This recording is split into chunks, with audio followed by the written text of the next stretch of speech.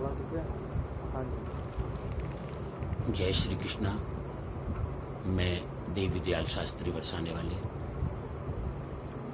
आप लोगों से गुरु के बारे में कुछ बतलाना चाहते हैं कि देखो, जीवन में गुरु बनाना बहुत ही अनिवार्य है, क्योंकि गुरु के बगैर कोई गति भी नहीं होती है। गुरु हमारा सर्वश्रेष्ठ होना चाहिए, मगर ऐसा नहीं कि गुरु बनाएं और फिर उनकी निंदा पर उतर आए। कहा जाता है कि गुरु इस प्रकार से बनाना चाहिए जैसे कि कुम्हार के यहाँ पर हम मटका लेने के लिए जाते हैं, कई जगह उसे बजा बजा करके देखते हैं। अगर वो टूटा है तो उसे छोड़ दिया जाता है, और अगर वो साबुत है तो उसे अपना लिया जाता है। मेरा कहने का भाव ये नहीं है कि कहीं गुरु के ही ऊपर ये बजा करके देखें, ऐसा नहीं, मगर उनके कोई सद्गुण हैं तो उन्हें आप अपनाइए। अगर उनके अंदर कोई दुर्गुण दिखाई दे रहे तो उनको आप छोड़ दीजिए। एक समय का प्रसंग था, भगवान विष्णु ने नारद जी से कहा कि नारद जी, आपने कोई गुरु बनाया है? तो कहने लगे नारद जी कि प्रभु, मुझे गुरु बनाने की क्या आवश्यकता है? अरे, स्वयं मैं चतुरानंद ब्रह्मा जी का पुत्र हूं, महेश सर्वे सर्वा हैं, और आप तो मेरे हैं ही हैं। मुझे गुरु बनाने की आवश्यकता क्या पड़ गई?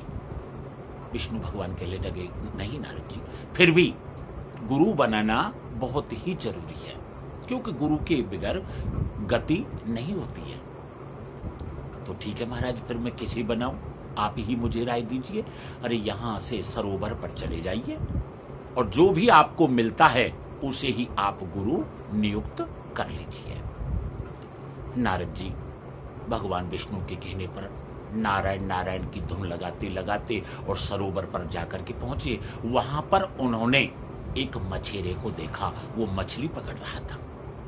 भगवान की आज्ञा थी, गुरु उनको बनाना ही था।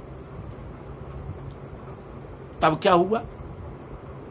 गुरु मंत्र उन्होंने दे दिया। कहने लगे कि प्रभु, मुझे गुरु मंत्र दे दीजिए, मैं आपको गुरु बनाना चाहता हूं, मुझे गुरु मंत्र दीजिए। तो मछेरे ने भी मना किया कि नहीं नारद जी, आप तो सर्वे सर्वा हो, आपको शिष्य बनने की क्या आवश्यकता पड़ गई? आप गुरु क्यों बनाना चाहते हो? नहीं प्रभु, गति नहीं होती है, इसलिए। ठीक है, मैं गुरु मंत्र तुम्हें देता हूं। गुरु जी ने गुरु मंत्र दिया। गुरु मंत्र को लेकर के भगवान विष्णु के पास में जाकर के पहुंचे और कहने लगे। भगवान विष्णु ने कहा, कहो नारद जी, गुरु बनाया है? कि हाँ प्रभु, मैं गुरु तो बनाया, मगर परंतु शब्द आया। उनका कहने का भाव था कि गुरु तो मैंने बना दिया, परंतु वो मछेरा था।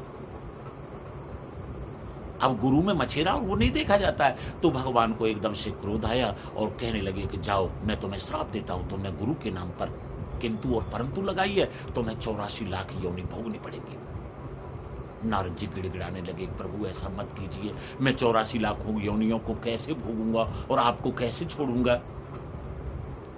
प्रभु मुझे क्षमा कीजिए। जब बार बार गिड़गिड़ा रहे थे तो भगवान विष्णु ने स्वयं उनसे कहा कि नारद जी, वही गुरु तुम्हें माफ करेंगे तो माफ हो जाओगे, नहीं वरना हमारे बस की बात नहीं है। ठीक है, नारद जी उन्हीं गुरु के पास में जाकर के पहुंचे और उनके चरणों में लौट गए और कहने लगे कि गुरु मुझे क्षमा करो। बोल, क्या हुआ नारद जी? मैंने आपके नाम पर परंतु लगा दी। नारद जी, ठीक है, कोई बात नहीं है, आपने परंतु लगाई। तो नारद जी जब बार बार गिड़गिड़ाने लगे तो मछेरे ने उनके कान में कुछ मंत्र दिया और कहने लगे, जाकर के तुम भगवान विष्णु से ऐसे बोल देना। जैसे ही जाकर के बोल, मैंने तो तुम्हें माफ कर दिया। जाकर के भगवान विष्णु के पास में पहुंचे और कहने लगे, कहो नारद जी, आपको भगवान विष्णु ने माफ किया? बोला, हाँ प्रभु, मुझे उन्होंने तो माफ किया, मगर आप मुझे ये बताइए कौन कौन से हैं जो मुझे 84 लाख योनि भोगनी पड़ेंगी? जरा नक्शा बना करके मुझे दिखाओगे?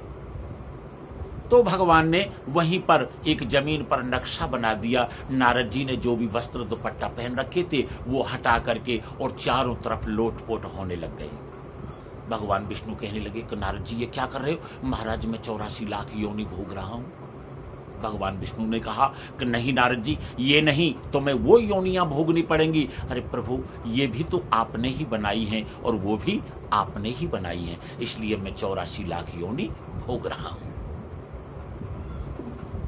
तो ऐसे गुरु की हम अवहेलना करें जो कि हमारे 84 लाख योनियों से सहज ही मुक्त करा देते हैं। गुरु जीवन में बहुत ही अनिवार्य है। गुरु के बगैर कोई भी गति प्राप्त नहीं होती है। जय श्री कृष्णा, जय श्री राधे। अगर मेरी बात आप लोगों को अच्छी लग रही है तो सभी भक्तगण फॉलो करें। जय श्री राधे।